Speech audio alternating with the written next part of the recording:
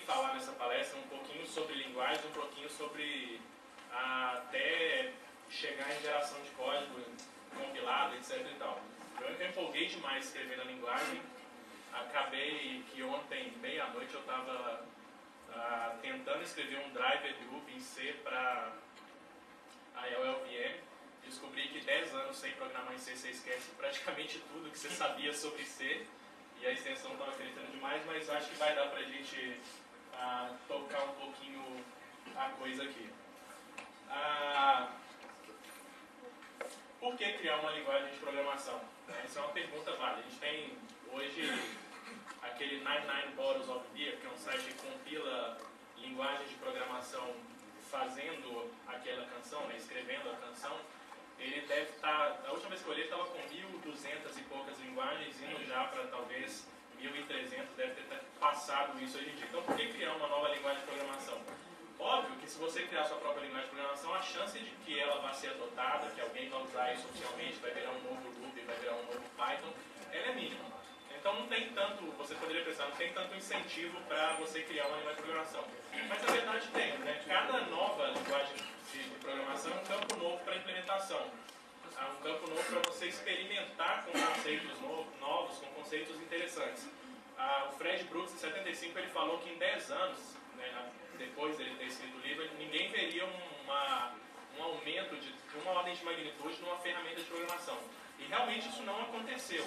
E não vai ser uma linguagem de programação que vai fazer isso acontecer. Mas mesmo assim, toda vez que alguém implementa uma nova linguagem de programação, aparecem conceitos novos, aparecem conceitos interessantes para fazer parte da nova geração de implementação, uma nova geração de conceitos. O Alan Peirce, ele falou assim que demora-se 5 anos para criar uma linguagem de programação que vai revolucionar o mercado. O problema é que a gente nunca vai saber quando esses 5 anos vão chegar. Então tem sempre essa questão de que realmente, de um ponto de vista, não faz muito sentido, mas um outro faz bastante sentido. E compilação, interpretação, enfim, geração de código é uma arena que vale a pena um programador investir, porque você consegue testar todas as suas habilidades. É uma hora que você realmente tem que fazer uso de todos aqueles conceitos que você viu na faculdade ou aprendeu na prática de como trabalhar o código para cuspir aquilo que você quer. Mas a verdade verdadeira é que por que você vai escrever um programa se você pode escrever um programa e pode escrever um programa? É um autor desconhecido, mas a verdade verdadeira é que é bem divertida, né? Como eu falei, eu acabei empolgando com a linguagem em si, mexendo na sintaxe, mudar, e acabei esquecendo até da palestra como um todo. Agora, na prática, você tem algumas coisas que você pode fazer, né?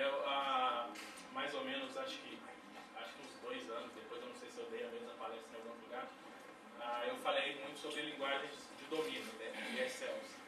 E DSLs, quando você faz uma linguagem de domínio dentro da própria linguagem que está usando, seja Ruby, Python, Java, o que você vai fazer, principalmente linguagens que são mais estáticas, você tem algumas limitações. No Ruby você consegue fazer até uma sintaxe bem interessante, no Python também, mas quando você chega no Java, no C#, você começa a ficar limitado pelo fato de que a linguagem não é muito automodificável. E aí você tem uma limitação de escrever que acaba te deixando naquelas DSLs que são mais interfaces fluentes do que qualquer outra coisa. E quando você usa uma linguagem de verdade, uma linguagem informal, você tem a capacidade de usar um parser mais sofisticado, ou seja, essencialmente você pode construir qualquer coisa que você quiser. Claro que tem linguagens como o Bool, que você pode capturar a fase de compilação e transformar, né, embutir uma PEG ali, uma coisa desse tipo, mas não é sempre que você vai poder usar isso. Scala é uma outra que dá para fazer, a gente está usando aqui dentro da Abril, mas não é todo o projeto também que você vai usar isso. Uma coisa interessante também é que você pode resolver problemas de portar código de um domínio para o outro, né? Ou seja, você às vezes quer fazer uma transformação de código. Esses dias um amigo meu estava perguntando assim, eu tenho um programa, ele é sócio de uma firma bem sucedida e eles têm um programa que vende muito bem em ASP.NET, ASP. Né? O programa começou a ser construído, na verdade, em 2001 e ele quer agora rodar em Linux. E ele está pensando em como fazer isso. Ele vai portar o negócio, começar a fazer tudo do zero. E é uma hora que você pode escrever um compilador para passar do ASP para o PHP. É uma coisa perfeitamente possível. Então, tanto possível que o Joe Spolsky usa isso no produto dele, né, no Fogging Bugs. A versão que ele gera para Linux é usando usando um compilador que faz essa transformação. E por fim você pode usar o interpretador para construir geradores mais sofisticados. Né? Geradores aqui é cuspir qualquer coisa que você precisa do outro lado. Às vezes você pega uma linguagem, interpreta ela e ela cospe um outro formato do outro lado que você pode usar. E na pior das hipóteses, você tem o que o Alan Ferris fala. Eu acho que eu uso esse negócio em toda palestra minha. Se eu fosse juntar todas as palestras que eu tenho, todas elas têm essa frase. Que se uma linguagem não é capaz de afetar o modo que você pensa sobre programação, não vale a pena aprendê-la. Para o tema aqui, que é criar sua própria linguagem, isso vale também, porque quando você cria sua linguagem, você necessariamente está mudando o seu viewpoint. Né? Você está fazendo uma coisa nova, uma coisa que vai te forçar a pensar em outras maneiras. Mesmo que você comece com uma sintaxe familiar, seja do Ruby, do Python, e vá transformando aquilo numa sintaxe que você está criando, para sair uma coisa bem interessante, tipo Py ou Ginger, que são duas linguagens que apareceram recentemente, têm sintaxes bem bacanas, vale a pena você partir desse pressuposto. Agora, só revisando um pouco de conceitos aqui, né? Isso vai ser bem rápido, só para a gente ficar no mesmo pé. A Wikipedia define linguagem como uma notação para escrever programas que são especificações para a computação de algoritmo. Mas, na verdade, isso é uma linguagem de programação, né? Só que essa é uma definição bem formalizada, bem restrita, mas o fato é que você pode considerar uma linguagem de programação qualquer coisa que faça uma transformação de alguma coisa para outra, né? Então, não necessariamente você vai ficar restrito à computação de algoritmos específicos. Você pode trabalhar esse conceito também. Os dois principais elementos numa linguagem são o que a gente já conhece lá da escola, a teoria de programação, sintaxe, né, que é aquilo que é escrito por uma gramática formal. Da mesma forma que eu não reviso o blog, hoje nos blogs eu também não reviso palestras, né, dá para ver que tem erros de português no meio do caminho. Ou seja, a sintaxe ela é descrita numa gramática formal, né, uma gramática que especifica como aquela linguagem opera no termo daquilo que você vai escrever, quais identificadores que você pode usar, quais tokens que você pode produzir, coisas do tipo. E semântica é o que isso significa. Tem duas formas de semântica, que é semântica de execução e semântica estática. Então, semântica dinâmica e semântica estática. Semântica estática é aquela durante a fase de compilação, essencialmente, né? Ou seja, o que significa aquilo que você está escrevendo, se aquilo é um identificador, se aquilo vai está declarando tipo tal, coisas desse tipo. E semântica de execução é aquilo que acontece, obviamente, na hora que você está rodando o programa, né? Ou seja, a hora que você começa a ter comportamento de runtime, né? No caso do Ruby, por exemplo, como que a message sends são feitos. Gramáticas formais, elas são essencialmente aquilo que descreve como a sintaxe da sua linguagem é, né? Por exemplo, aqui tem uma gramática formalzinha bem pequenininha sobre uma linguagem de expressões matemáticas, né? Você tem ali que um valor é um conjunto de dígitos ou é uma expressão entre parênteses, né? Isso aqui é quase como... Isso aqui está escrito uma sintaxe muito parecida com as expressões regulares. Aliás, quase todos os geradores de pastas vão usar alguma sintaxe desse tipo, né? Tem toda uma conceituação, a gente não vai entrar aqui sobre o que significa cada parte, o que é terminal, o que não é terminal. Acho que nem vale a pena a gente explorar, porque aí a gente ficaria muito na teoria. E do texto à execução, como é que a coisa toda acontece, né? Você tem um código-fonte, você tem essencialmente duas etapas. A primeira etapa, que é o passe, né? Você pegar aquilo e converter numa forma intermediária que você vai usar para realmente gerar o código, ela tem esses três pedacinhos aí, né? Ela tem uma análise sintática. O que é uma análise sintática? Você tem um texto qualquer lá em Ruby, por exemplo, né? Vamos dizer que você def função qualquer que retorna um e end. A análise léxica... Está invertido aqui, desculpem. Na verdade, a análise léxica está em cima, a sintática está embaixo. A análise léxica ela vai pegar esse texto e converter numa série de tokens. Ou seja, você vai pegar def, falar que isso é uma definição, é o start da definição de função. Vai pegar o identificador da função, falar que isso é um identificador com valor tal. Vai pegar o valor 1 e vai falar que isso é um literal inteiro. Vai pegar o end e falar que isso é o término de um bloco, de uma declaração, uma coisa assim. Isso vai gerar uma série de tokens. Isso vai ser passado, então, para um analisador sintático. Esse analisador sintático ele vai pegar essa parte léxica, né, ou seja, esses pedaços de textos que resultado da fase anterior e construir uma árvore. E essa árvore vai ser uma representação daquilo que o programa se propõe a fazer. Isso se chama árvore sintática abstrata, que é esse AST aqui. Então, isso é passado para uma outra fase, e aí essa AST ela vira um input para a construção do programa em si no target dele, que pode ser um compilado, pode ser interpretado. Tem algumas máquinas virtuais, tipo Ruby, por exemplo, que eles pegam a AST e rodam essa AST diretamente. Eles já geram uma árvore sintática no formato que o interpretador simplesmente vai lendo qual que é o próximo item da árvore sintática, fazendo recursão se for apropriado, e ele vai já gerando a interpretação. Python é a mesma coisa, e já tem outras que elas têm, claro, grau de sofisticação maior. Né? Você tem, por exemplo, o compilador do C e do C++ são famosos por terem dezenas de passos. Né? Você joga a AST lá e faz vários passos, até ter uma otimização final que vai gerar um código intermediário que é compilado para a linguagem de máquina. Hoje está sendo muito comum também você ter o Just-in-Time Compilation, né? Que você pega o seu código de alguma formatação, alguma representação, e você compila as partes hot do código, né? Ou seja, aquelas partes que valem a pena você não interpretar. Então você tem exemplos do Rubinius, MacRuby, que eles fazem isso. Eles têm o loop normal de interpretação, mas eles compilam o código na hora para código de máquina de acordo com a necessidade. E você tem, então, a saída final. Então, um pouquinho para a prática. Introduzir Mirror. Mirror é a linguagenzinha que eu criei para essa apresentação. É uma linguagem bem simples, ela não está completa, depois eu vou disponibilizar o código do GitHub. Esse programinha aqui, o que ele faz? Ele calcula o termo n de uma série de Fibonacci. Então, você fala com ele, eu quero o 10º termo, por exemplo, ele vai te cuspir 55 lá. Então, você poderia usar um loop para fazer isso. A primeira, a inspiração dessa linguagem, antes da gente ver a sintaxe, vou só passar um pouquinho aqui. O que inspirou isso? A sintaxe é baseada em Smalltalk e IO, são duas linguagens bem bacanas. Smalltalk, na verdade, eu considero minha linguagem de programação favorita, é uma linguagem muito pura, tudo nela é um objeto, você, mesmo os primitivos, né, inteiros, etc. e tal, bem parecido com o Ruby, mas ela é mais pura do que o Ruby ainda. O interpretador dela é um interpretador bem trivial, num certo sentido, né?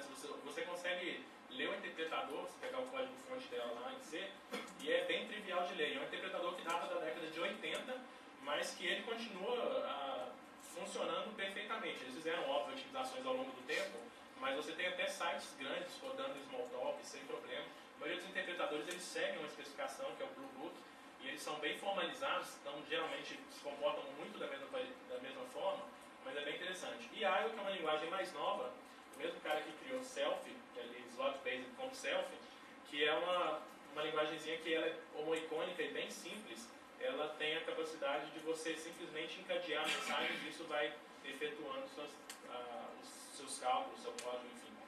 Ela é dinamicamente tipada, né, os tipos podem mudar em runtime, e ela é fortemente tipada, o tipo ele tem mensagens que ele responde, se ele não responder aquela mensagem, ele dá um aviso. E ela é slot-based como self. O que significa slot-based? Um objeto é nada mais que uma coleção de buraquinhos que você encaixa peças lá. Você pode colocar números, você pode colocar texto, você pode colocar código dentro daquele slot lá. E ela é interpretada via bytecode, ou seja, a AST gera uma série de instruções de uma máquina virtual que foi criada e ele roda esses bytecodes.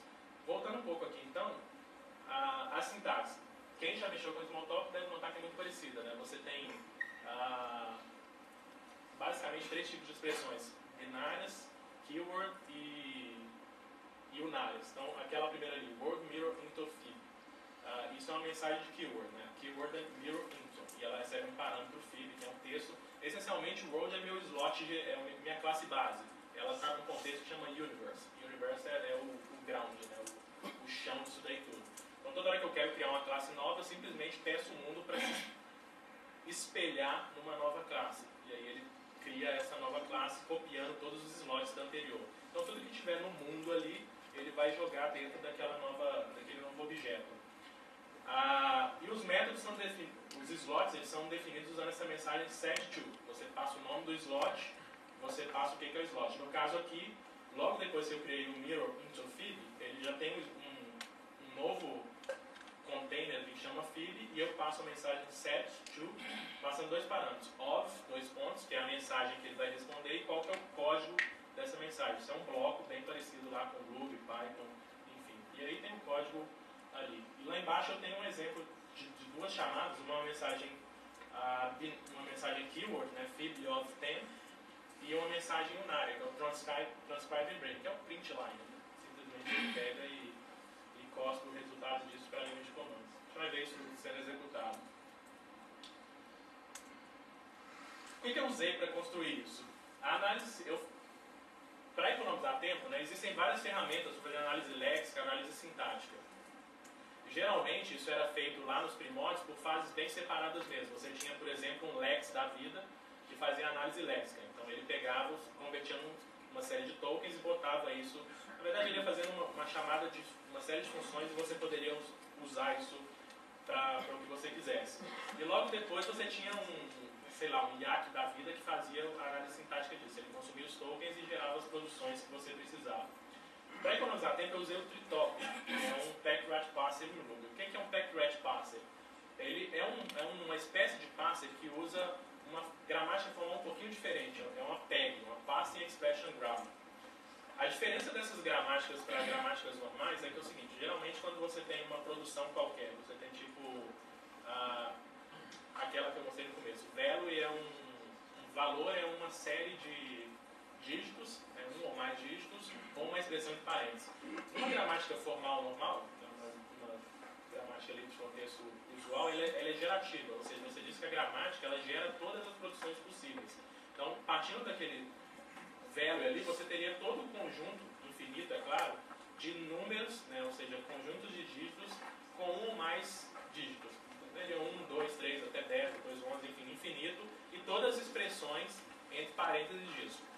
As PEGs elas são diferentes, a gente fala que elas são analíticas, elas reconhecem uma linguagem, um texto, numa linguagem específica. Ou seja, você passa um texto para ela e ela vai reconhecendo os pedaços daquilo e ela falha abortivamente se ela não reconhece aquele texto. A vantagem de PEG é que você não tem ambiguidades. Do jeito que você constrói a sintaxe, acho que todo mundo aqui, independente de quanto tempo de programação tem, já foi mordido por aquele dangling else problem, né? Você tem um if, um else e um if dentro dele. E aí, se você, por exemplo, em C, se você não bota as chaves, você não sabe o if anterior se ele é do primeiro ou do outro. E cada compilador é livre para escolher, porque a linguagem ela gera as duas produções. Então, na hora que o compilador vai executar aquilo, o cara que estava construindo o compilador é que escolhe qual que é a ordem de execução daquilo. Então, pode ser que ele fez um bind, né? Ou seja, ligou o if ao último else, ou ele ligou ao if lá em cima. Isso muda completamente o jeito que aquilo opera. Isso é a fonte de bugs difíceis até de você encontrar. E milhares de exemplos. C é cheio disso, né? Um PEG não tem isso, porque você vai definir o que você quer. Você vai ter que falar com ele qual que é a ordem que você quer antes disso, né? Na PEG você vai decidir, eu quero que, se eu tiver um if, else, if, o if ele binda com qual desses primeiro na hora da análise sintática ali. E o Tritop ele gera então uma árvore sintática que eu compilo com uma representação de mais coisas. Na verdade eu faço duas transformações, porque o Tritop ele já gera uma árvore sintática abstrata, só que ele gera no formato dele. Eu pego essa ST e transformo em outra ST que é mais apropriada para aquilo que eu preciso. Para dar um exemplo aqui, vamos supor que eu estivesse calculando o Fibonacci, né, de 5 e printando isso. Essencialmente a ST que o Tritop vai gerar é isso daqui. Ele vai pegar a expressão, né, ela termina com um ponto, então ele fala que um statement, né, uma declaração, é isso daqui e ignora o ponto. Né, na hora de gerar, ignora o ponto. E essa expressão aqui, ela é então quebrada em mais duas. Uma é esse feed de 2 mais 3, e eu tenho uma mensagem que é enviada para isso, que é o transcribe and break. Essa, por sua vez, de novo, é quebrada, ignora o parênteses, é um fib de 2 mais 3, que vai sendo quebrada, fib de, né, a mensagem é 2 mais 3, até chegar a uma expressão aqui binária, que é 2 mais 3, etc. Isso aqui é uma versão reduzida, se você rodar o código que eu vou pôr no GitHub depois, vai ver que ele vai gerar bilhões de espaços. Eu não tive muita paciência para cuidar, então essa árvore ficaria gigantesca, com um monte de espaço em branco, são as produções finais, né, o empty, e eu, por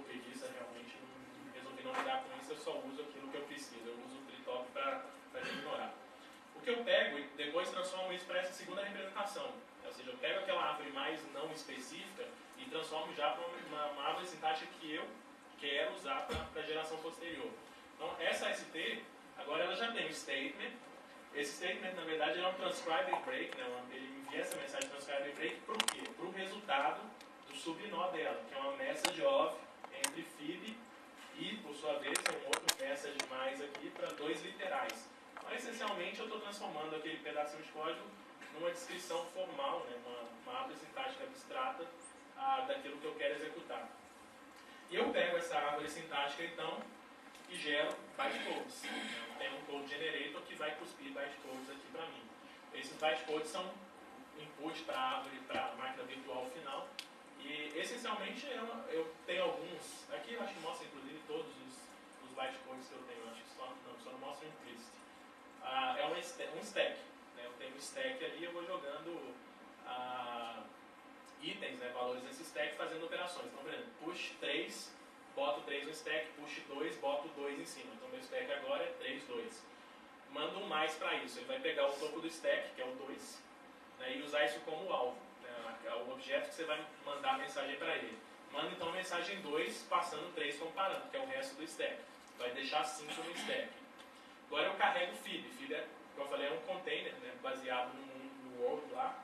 Ele bota isso no stack. Ele faz a mesma coisa, ele manda a mensagem off, pega o topo do stack, que é o fib, pega a mensagem off, manda essa mensagem off usando o resto do stack, que é o 5. E aí por diante até no final.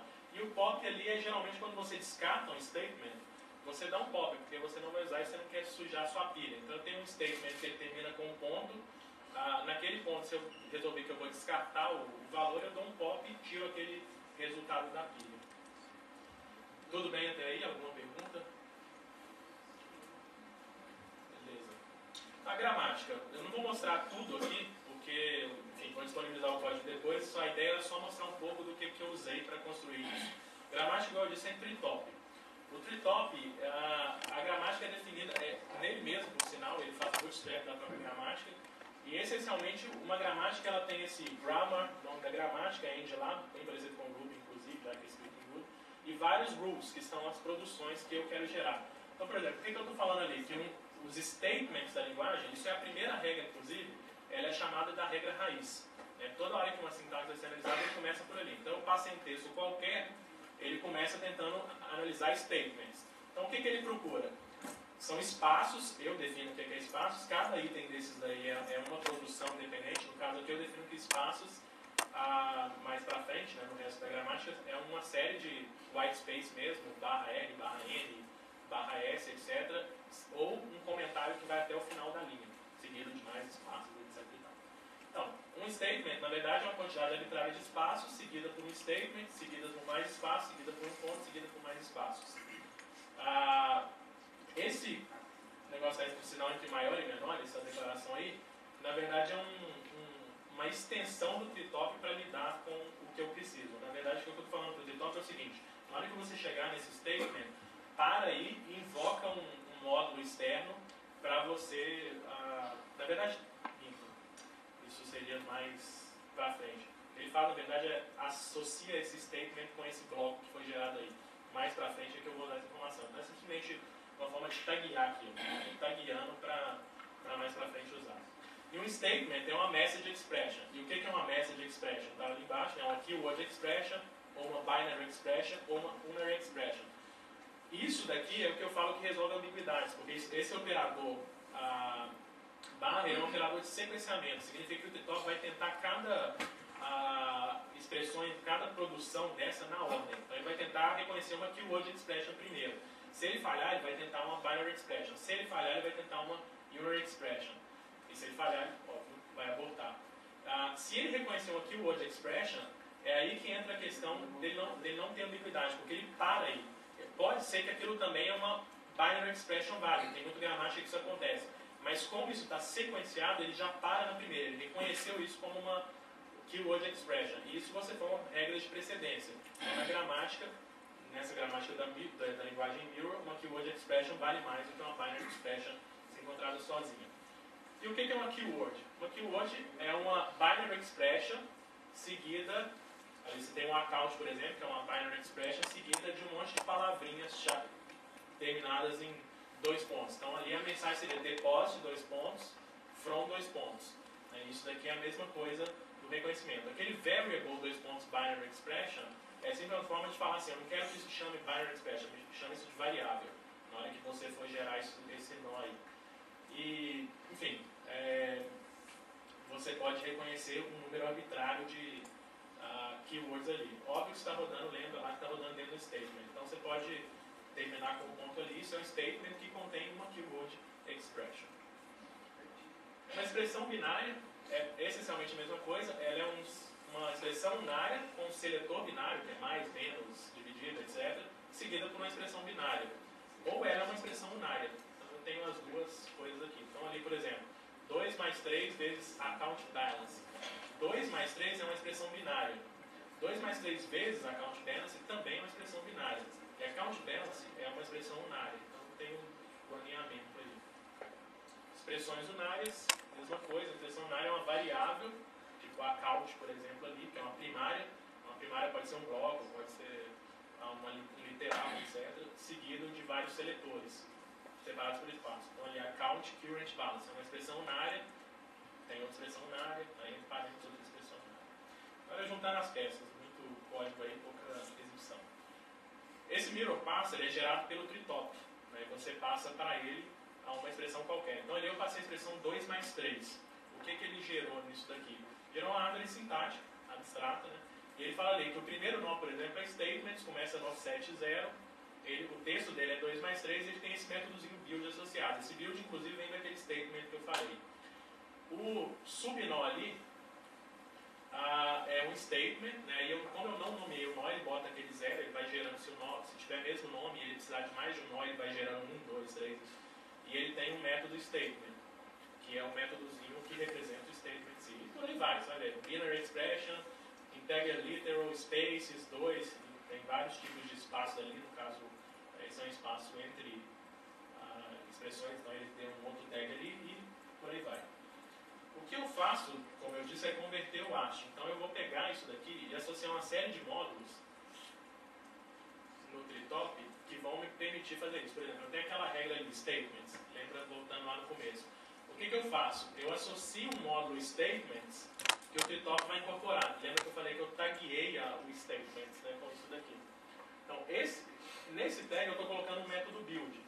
E nesse método build eu falo simplesmente colete todos os elementos desses statements, ou seja, todas as subproduções daquilo, e crio um novo s:2.2.statement.new passando o build daquele negócio, ou seja, é recursivo, né? Ele pega o statement, pega as produções, verifica se elas respondem para build e vai chamando isso até gerar aquela árvore completa que a gente mostrou lá no começo. Mesma coisa, o statement é simplesmente uma expressão qualquer lá, né? Se a gente voltar na gramática, e ele simplesmente guarda, na verdade, desculpa, isso daqui é parte da hash. Essa parte aqui é a classe hash:2.statement. Simplesmente ela guarda ali para mim aquela expressão que ele construiu. A mesma coisa para expressões binárias lá. Lembra que é uma expressão unária seguida por uma expressão binária. Então o que eu faço? Quando é uma expressão binária, eu crio uma message variable build, que é a própria unary expression, o selector value, que é o mais, menos, etc e tal, e o próprio expression build. E aqui tem a classe da ASP que guarda isso. Que é bem simples, ela guarda o target, guarda o selector e guarda os arguments para uso futuro.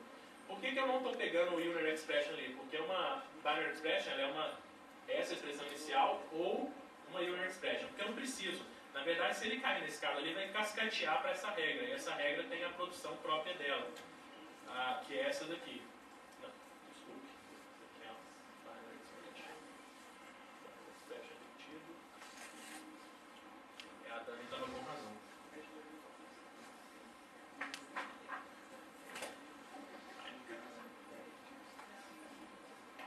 Beleza. Então, quando eu uso, juntando essas peças todas, né? Ou seja, eu tenho o tritop, ele tem a gramática dele, eu tenho esses vários tags com esses métodos build que vão gerar a árvore no final.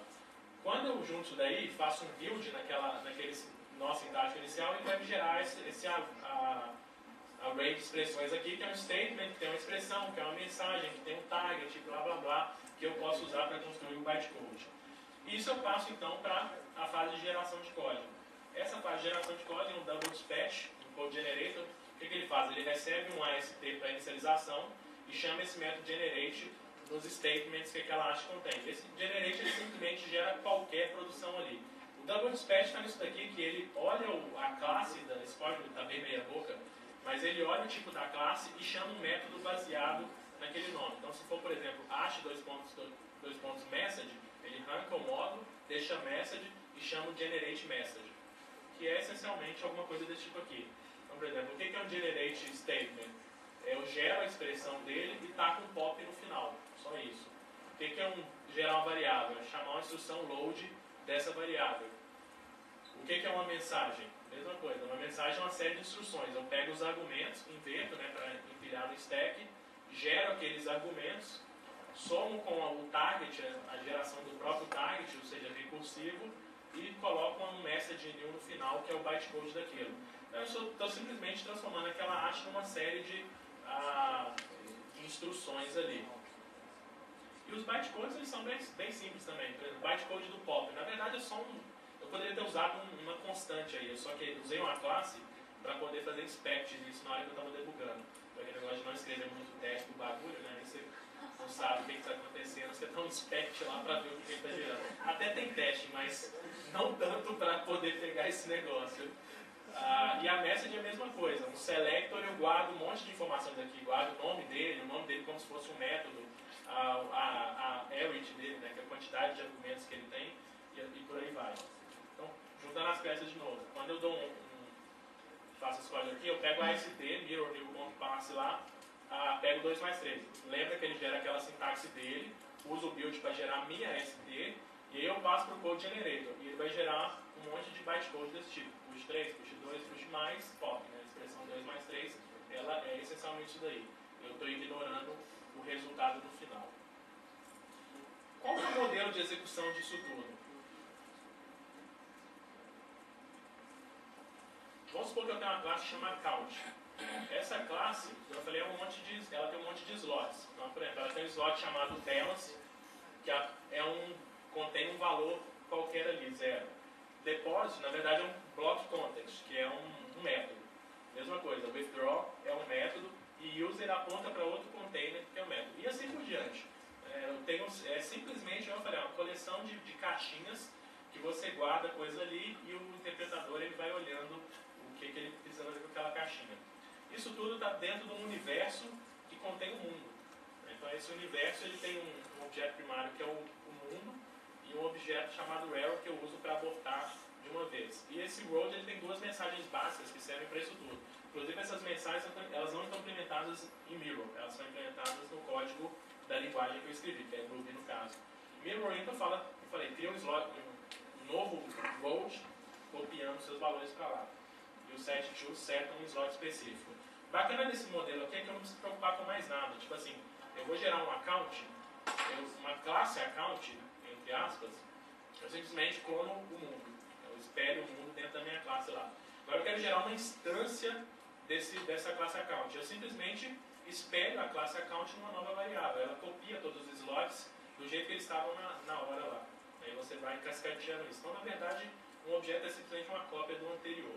Então, deveria ter mais sofisticação, mas não tive tempo para mexer com isso. Então, alguns detalhes. O envio das mensagens ele sempre acontece num contexto que é gerado por aquela mensagem. Então, eu vou rodar uma mensagem, ele pega o contexto da pilha, né, que é o último elemento, bota numa cadeia de contexto para ele saber subir, e ele manda então a mensagem para aquele contexto. Blocos eles são a mesma coisa, eles só geram um contexto mais empilhado, e o interpretador ele vai procurando esses contextos até achar. Então, quando você tem uma mensagem dentro de um bloco, por exemplo, igual lá naquele exemplo do Fibonacci, que dentro do bloco ele chama a própria mensagem nova. Ele simplesmente sobe a pilha até achar a classe que é o alvo, e ele chama aquela mensagem de novo, bota o contexto na pilha. Deve ter percebido que a recursão disso gera uma performance abissal. Né? Eu fiz alguns testes com benchmark, tudo bem que ela é mais rápida que Brainfuck, né? Aquela implementação que eu fiz lá, mas o Fibonacci, por exemplo, do Ruby, ele capota, do Ruby 1.8, ele capota por volta do ciclo do Fibonacci, no 40, ele continua porque ele tem inteiros infinitos, mas o tempo de execução fica inviável, né? Você vai demorar bastante tempo. O meu para no 20, né? Então não está muito, bem pior, né? Há várias ordens de magnitude. O 99 Boros of the Year, a versão em Groovy demora 0.016 segundos. A minha em Mirror demora 256 milissegundos, né? 16 vezes mais lenta. Só que pelo bytecode e Vision também. Eu não queria ter muita complicação, então ficou tudo. E ele não é otimizado, por exemplo, toda hora que tem um caso que você tem que mandar uma mensagem unária para um slot, por exemplo.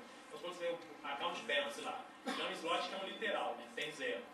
Quando você vai setar isso, você manda a mensagem balance 2 pontos passando o valor. Só que eu não cheguei ainda na máquina virtual a escrever um bytecode específico para isso. Porque o ideal é que você tenha um bytecode. Na hora que você sabe que aquilo você percorre a sua árvore sintática e acha que aquilo é um slot de alguém, você gera uma mensagem específica para aquilo.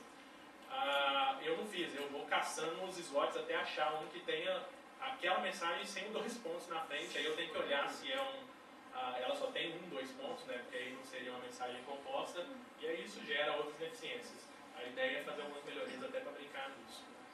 A máquina virtual, ela é muito simples também. Vou mostrar um pedacinho dela aqui.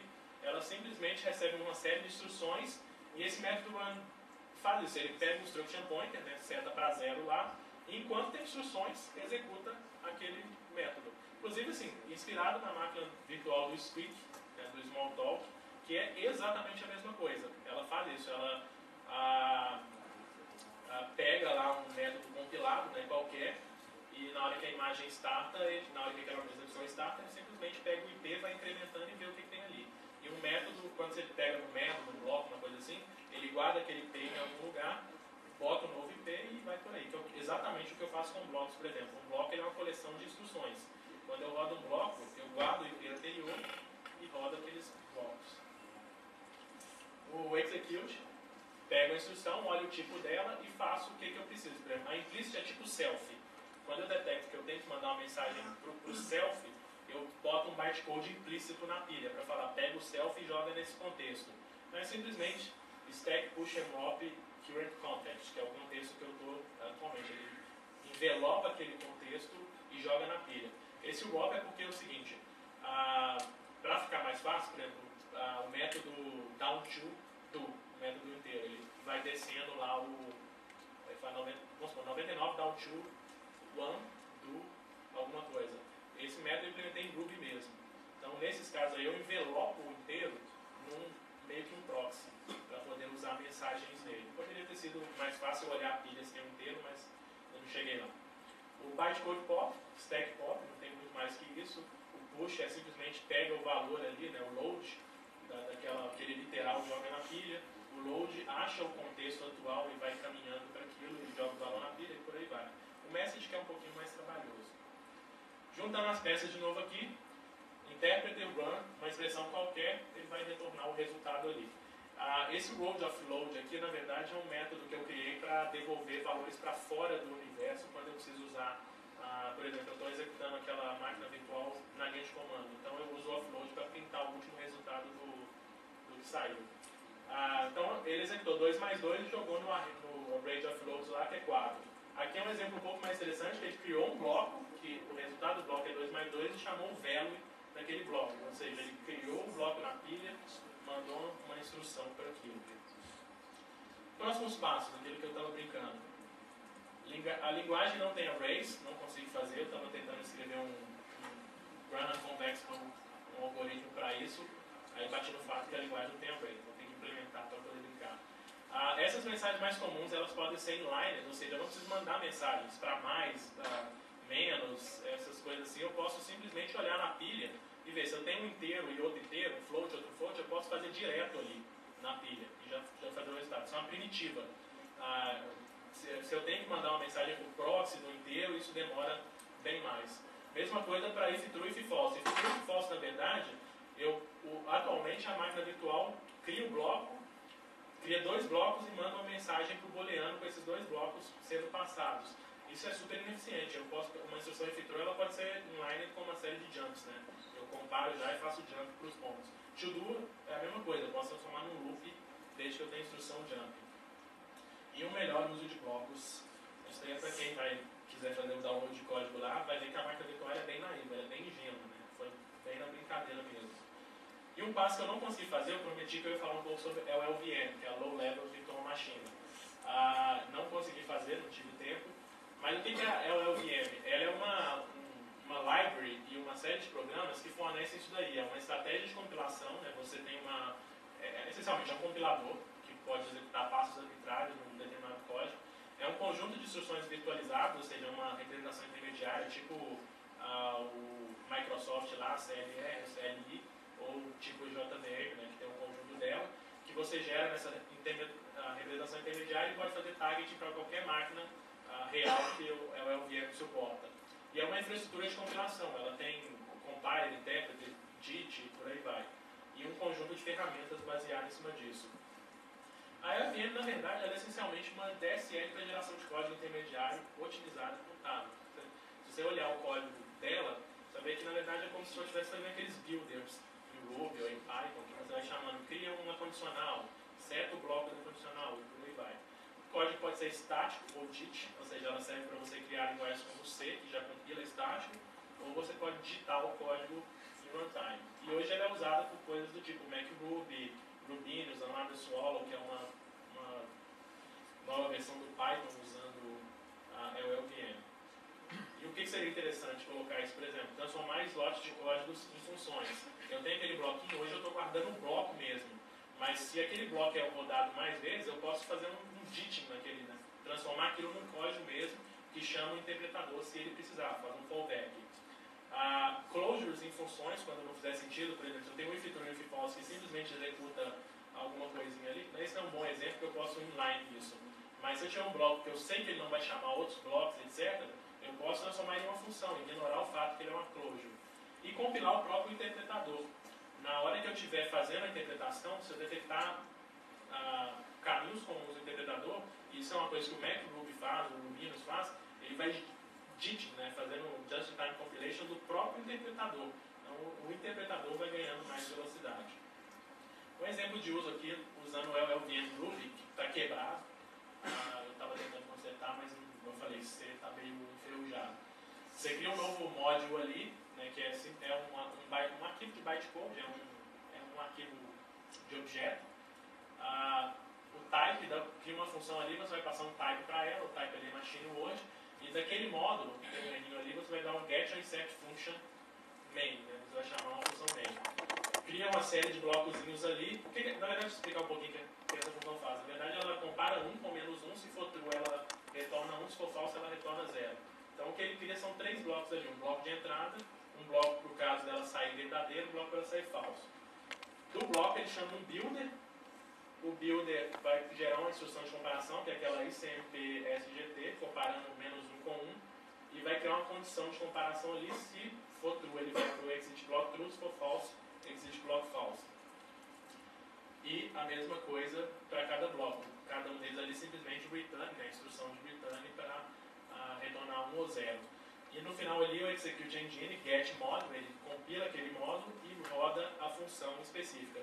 Isso aqui é super bacana porque ele faz o dit da função nesse momento aqui, né? Ele gera um conjunto de instruções, faz o dit e roda aquela função no contexto do código que você está rodando, no caso dentro da máquina virtual do próprio Ruby, né? Então você pode brincar bastante com isso.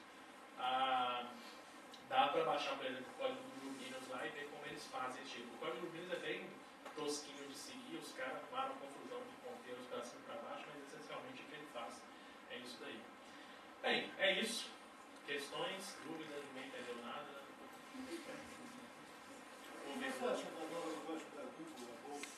Google. Primeiro eles perderam a oportunidade de chamar ela de Google, né? Alguém viu, inclusive, o issue 9 dele lá, que é engraçado demais, cara. Não, eu tenho copyright em cima da palavra Google.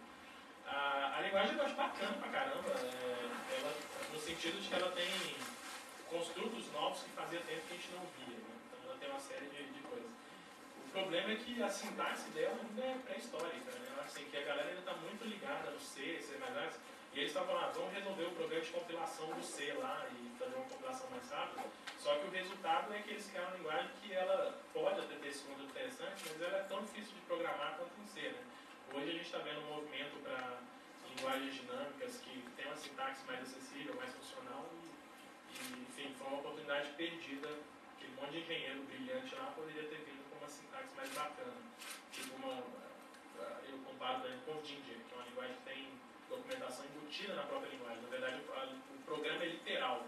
Então, faz literal programming. Você escreve a explicação do que aquele código faz e no meio da explicação tem o código. E uma máquina depois ela junta isso para fazer o código final. Quem programa em Haskell usa muito isso, né? Você vai escrevendo e o código está no meio da documentação.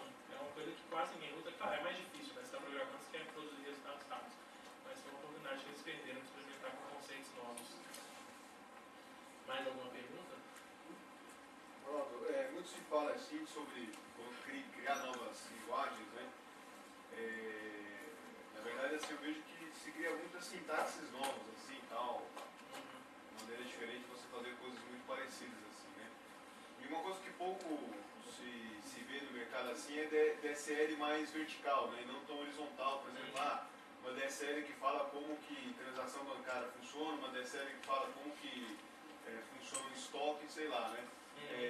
Você vê o movimento do mercado nesse sentido? Você já fez algum exercício nesse sentido? Na outra apresentação eu até comentei bastante sobre isso. Sim, tem sim um movimento. Eu acho que depois que Ruby caiu no popular e Python voltou, mesmo nas linguagens que não tem tanto suporte, tipo Java, etc., a galera começou. Então, hoje é difícil você ver um framework, uma library nova saindo sem algum tipo de fluent interface. E eu acho que isso está caminhando mais, só que vai precisar de uma sofisticação maior para chegar, mas eu acho que é um caminho sim. Acho que você tem exemplos tipo o Unity, que é um framework de geração de código para gráficos 3D. Eles usam Bool como scripting, porque permite escrever essencialmente o que o programador inventar na telha dele de sintaxe. E claro, ainda é um uso limitado, mas não está muito longe desse tipo de coisa. Então, e quando você tem uma técnica do tipo um LLVM que compila para código mesmo no final e você tem performance, você acaba ganhando o melhor dos dois mundos. Né? Você consegue fazer uma coisa dessas sem ter que passar essencialmente para a sua linguagem. Então, acho que à medida que essas ferramentas ficarem mais maduras, isso vai começar a acontecer com mais frequência. Mas, claro, vai depender dos programadores. Né? Eu acho que tem uma divide bem grande de programadores que usam DSL e que não. É igual o Joe Sposs que fala de ponteiro. Se você não entendeu o ponteiro no começo da sua carreira, dificilmente você vai entender depois. DSL é a mesma coisa. Ou o cara entende ou ele não entende. Não tem um meio termo ali de eu entendo mais ou menos o que acontece ali. Então, são os programadores mais rápidos. Uma outra pergunta? Ronaldo, duas observações só. Uma sobre DSL, acho que não sei se as pessoas aqui sabem, mas em 1963 começou a surgir uma moda de linguagem orientada a programa. A partir de um programa feito pelo professor de nós, que era um programa de cálculo de estruturas, ele desenvolveu toda uma linguagem. Você escrevia o seu problema, escrevia sobre as estruturas usando essa linguagem. Esse programa ficou muito famoso, depois saíram outros programas derivados dele, usando linguagens semelhantes, e foi feito em Fortran. O velho básico Fortran, que não dá para trabalhar com strings tão bem como a gente costuma trabalhar, mas foi feito perfeitamente. Baseado nessa observação, por que alguém usaria o TreeTop para fazer um negócio assim? O pessoal de Java tem o AntelR também. É o que eu esqueci bastante complicado. Por que alguém precisaria estudar um negócio tão complexo desse aí, se ele poderia usar uma outra linguagem já dominada para fazer a nova linguagem? Assim? O Martin Fowler tem falado muito sobre isso, e eu acho assim, que tem sentido sim. Eu acho que é uma evolução, sabe, na real, assim, eu posso até ofender algumas pessoas, mas eu subscrevo aquela tese de classe de programadores, plenamente. Para mim tem o seguinte: tem os excelentes programadores que são 10 vezes mais produtivos que a classe seguinte, que são os programadores médios. E tem esses caras que são 10 vezes mais produtivos que os outros caras. Então, assim, você vê que são 2 ordens de magnitude entre um cara e outro. E aí a questão é o seguinte: a maioria do software que é produzido hoje é produzido por body shop, etc. E tal. Então, eu acho que a questão não é nem tanto ferramental, é uma questão de pessoas mesmo. Assim, o que que o Fred Brooks falou lá atrás sobre não vai surgir um negócio que tem uma ordem de magnitude de mais eficiência, tem a ver com isso. Não vai surgir porque não tem... assim, o mercado não comporta aquilo, né? Então está surgindo meio acadêmico, esse caso aí, que acaba migrando para algumas áreas.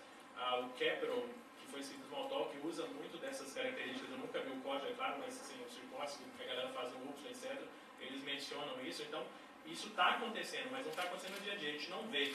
Assim, nessa massa de programadores, eles não usam isso. Eu falei de DSL, ponteiro, etc. e tal. O Treetop não é mais complexo, na verdade. O Treetop é uma evolução. Claro que o Treetop em Ruby é bem mais lento. O Antler lá também é a mesma coisa de complexidade. Não tem uma coisa que ainda... Então, assim, é muito histórico isso. Entre o cara pegar uma ferramenta que ele sabe mais ou menos e vai usar, ou usar um negócio que vai exigir um pouco mais de pensamento em cima daquilo, a pessoa acaba ficando no básico ali, né? E assim, no começo eu falei que isso aqui é uma oportunidade de exercer todos os skills. Porque você tem que passar por essas coisas que você não usa no dia a dia.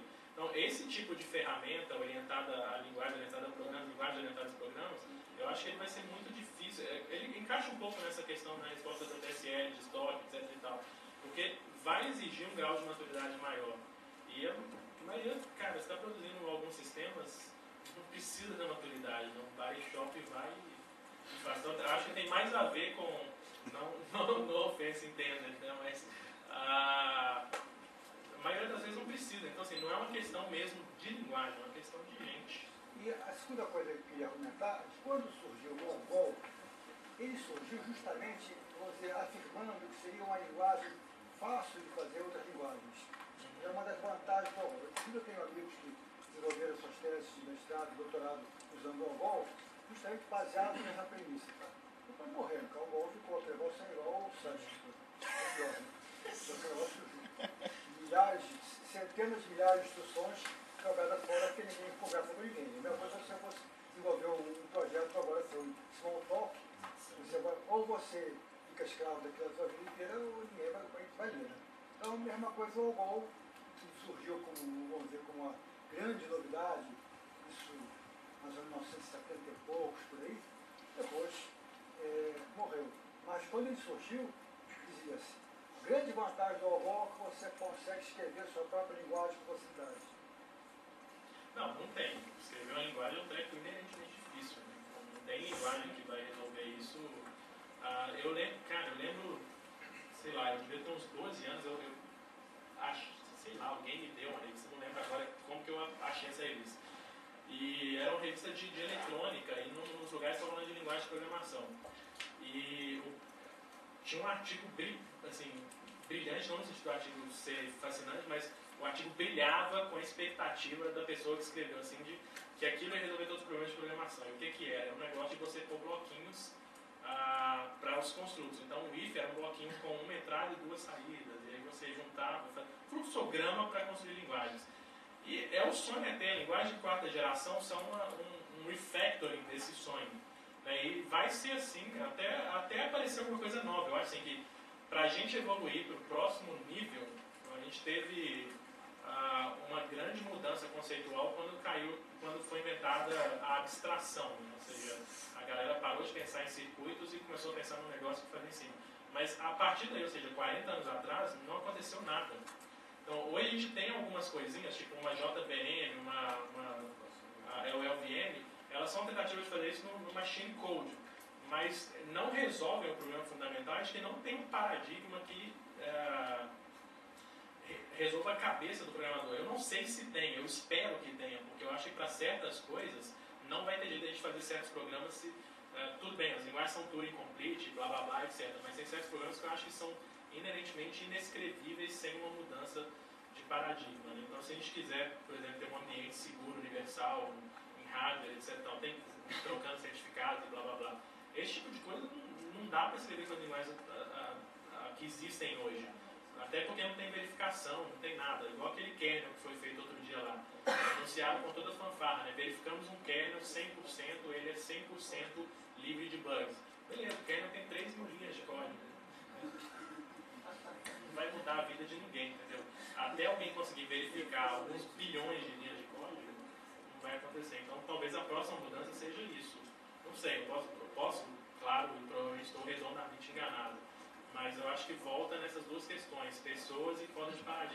Isso aqui é uma forma de sim, brincar, evoluir, etc. Mas isso não é uma atividade que vai mudar a vida de ninguém, é uma exploração. Só uma pergunta que você falou isso aí, só uma resposta sim ou não, assim, né? Então você enxerga assim que teve muito pouca inovação na maneira que a gente programa nos últimos, sei lá, 40 anos. Tem pouquíssimo, não tem quase nada, né? A gente, sim, de assembly para Ruby, cara, a diferença é quase inexistente, né? Então eu falei da linguagem virtual, a máquina virtual do Squeak, do Smalltalk, máquina virtual da década de 80. Aí vem um Rubinus 2008, 2009, vai lá no VM Architecture dele. Essa máquina virtual é pesadamente inspirada na máquina virtual do Squeak, do Smalltalk. E o LLVM é a mesma coisa, não tem diferença. Assim, ele é mais eficiente, tem toda a teoria para otimização, etc. Mas isso não adianta nada, né? Não muda. Assim, até é o que você está falando sobre domain driven, etc. Isso, eu sinto isso como essa tentativa de rasgar a cortina. Quando você faz esse domain driven, alguém está estendendo a mão tentando rasgar a cortina. Mas a cortina, cara, de concreto, de ferro, sabe? Para provocar, eu vou fazer uma enquete sobre eu vou primeiro votar, depois qual a linguagem que mais revolucionou o mundo desde que inventaram o computador. Eu vou votar no HTML. Se quiser, jogue pedra, mas eu vou votar no HTML. Agora, quem quiser votar, qual a linguagem que acha que melhorou? Se for a Assembler, que possibilitou fazer as máquinas, se for o JavaScript, que todo mundo usa, todo dia usa. Seguramente. Eu, sinceramente, depois de pensar, depois de ler o livro de Scott Bacon, de início da inovação, realmente o cara que innovou mesmo foi o HTML. Uma coisa que se espalhou pelo mundo, todo mundo usa assim, os pessoal xingam, mas é aquilo ali, você boca roxo. Com certeza. E o JavaScript eu botei em segundo lugar. Porque todas as outras linguagens que está falando, Algol, Fortran, tudo isso, mas a linguagem de acesso a um grupo reduzido de pessoas. Podemos disparar o uso. E quem inventou HTML deve ter usado bastante WordStar. Tá, e você fala uma coisa, você programa HTML usando qualquer coisa. Qualquer merda. Não precisa de usar o Visual Studio para programar HTML. Não, sim, Então, o o cara foi HTML, genial. falando em plataformas, foi. O cara foi absolutamente genial. Você vê, é aí que parte até o ponto, ou seja, a inovação não vem de linguagem de programação, ela vem de conceitos. É legal brincar, explorar, é uma forma de aprender, de melhorar, mas não vem inovação. A inovação em dois sentidos aqui, né? Assim, o next step não vem disso. A inovação vem porque é uma consequência. O HTML, se você pensar bem, a gente não sabia, mas esse GML veio antes e o cara, vamos dizer, simplificou esse GML e não tirou tudo da cartola do nada, ele veio uma evolução. Mas, eu digo, chegou, depois que veio, difícil você pegar uma linguagem sendo tão usada. Eu vou tentando, né? Eu acho que eu ultrapassei meu tempo só em 20 minutos, o time já está querendo me matar aqui. Se alguém tiver. Tá quase voando, né? Se alguém tiver mais perguntas, tem o Twitter aí, tem